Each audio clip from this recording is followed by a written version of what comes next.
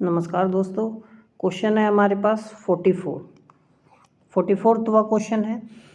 ये गेट में पूछा गया था, ठीक है। तो समझते हैं क्वेश्चन क्या कह रहा है। Given the following table which one of the following correctly matches the experiments from group first to group second. वो कह रहे करेक्टली कौन किससे मैच करता है। तो स्टर्न-गर्लक एक्सपेरिमेंट, तो स्टर्न-गर्लक एक्सपेरिमेंट ने किसके बारे में बताया था। Wave nature, quantization of energy, existence of electron spin या space quantization of angular momentum. तो पी का क्या होगा हमारे पास फोर्थ। जो स्टर्न-गर्लक एक्सपेरिमेंट था उसने space quantization of angular momentum के बारे में बताया। देखो मैं आपको एक बात बता दूं, बहुत से बच्चे कंफ्यूज होते हैं, वो सोचते हैं स्टर्न-गर्लक एक्सपेरिमेंट हमें किसके बारे में बताता है, इलेक्ट्रॉन स्पिन को प्रूफ किया था। एक्चुअली में स्टर्न-गर्लक एक्सपेरिमेंट क्या था, वेरिफिकेशन था किसका, स्पेस क्वांटाइजेशन का।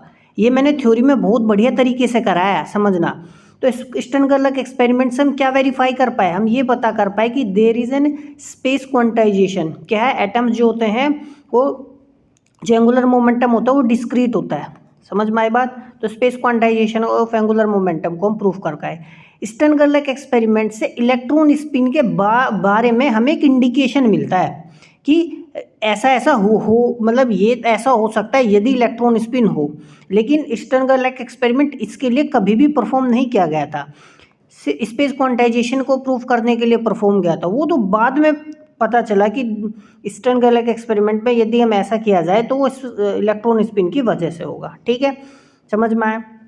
अब बात करते हैं क्योंकि जीमन इफेक्ट। तो देखो स्वाभाविक से बात है, वेव नेचर ऑफ पार्टिकल्स नहीं बताता, quantization of energy of electrons in the atoms नहीं, एग्जिस्टेंस ऑफ इलेक्ट्रॉन स्पिन। हाँ तो देखो जो जीमन इफेक्ट था, हमने जीमन दो पढ़े थे, हमने एक नॉर्मल जीमन इफेक्ट पढ़ा था, एक एनोमलस जीमन इफेक्ट पढ़ा था।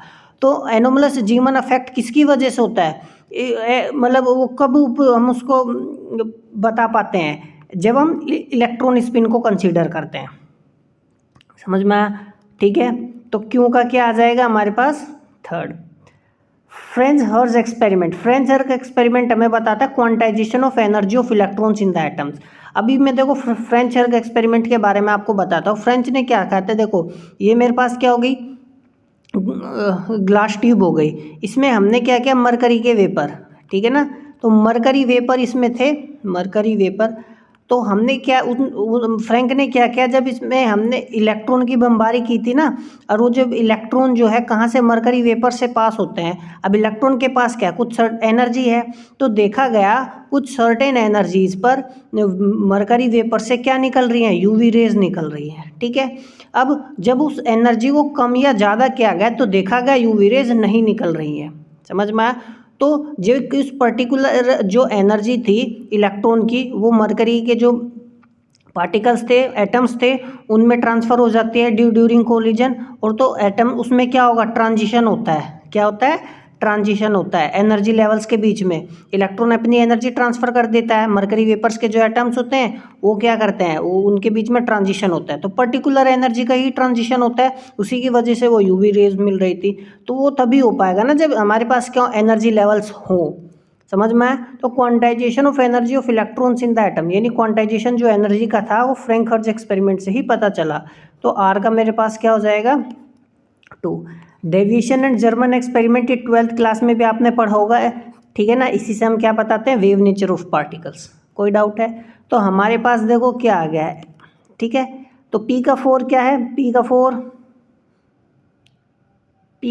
4 स्टर्न-गर्लक एक्सपेरिमेंट पी का 4, तो इसमें कहीं नहीं है। क्यों का third, जीमन effect, existence of electron spin, ठीक है, ये हो गया। आर का सेकंड हो गया, एस का 1।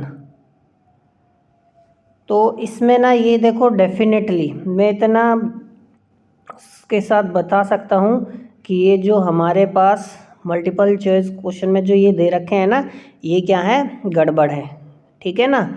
तो हमारे पास S1, तो यानी जर्मन डेविएशन एक्सपेरिमेंट हमें वेव नेचर ऑफ पार्टिकल्स के बारे में बताता है, ठीक है ना। ये तो बिल्कुल ही कंफर्म है, तो यानी ये आंसर नहीं हो सकता, ये आंसर नहीं हो सकता, इन दोनों में से आंसर होगा।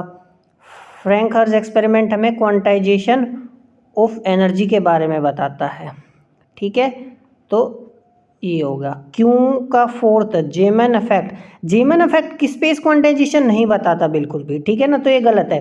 तो ये पी का 4 आएगा और क्यू का 3rd आएगा यहाँ पे, समझ में आई बात। तो इसको करेक्ट कर लेना, जो मैंने बताया है यही सही है, ठीक है, ध्यान रखना इस बात का, ठीक है ना बच्चे, गलती मत करना, ये 100% सही है जो मैं चीज़ बता रहा हूँ आपको, ठीक है। इसी चीज़ को फॉलो करो। आप थ्योरी पढ़ो, मैंने थ्योरी में ना स्टेनगलर का एक्सपेरिमेंट कराया है, आप वहाँ पे जाके देखोगे तो आपको चीज़ें समझ में आएंगी, ठीक है। मिलते हैं अगले उसमें क्वेश्चन में।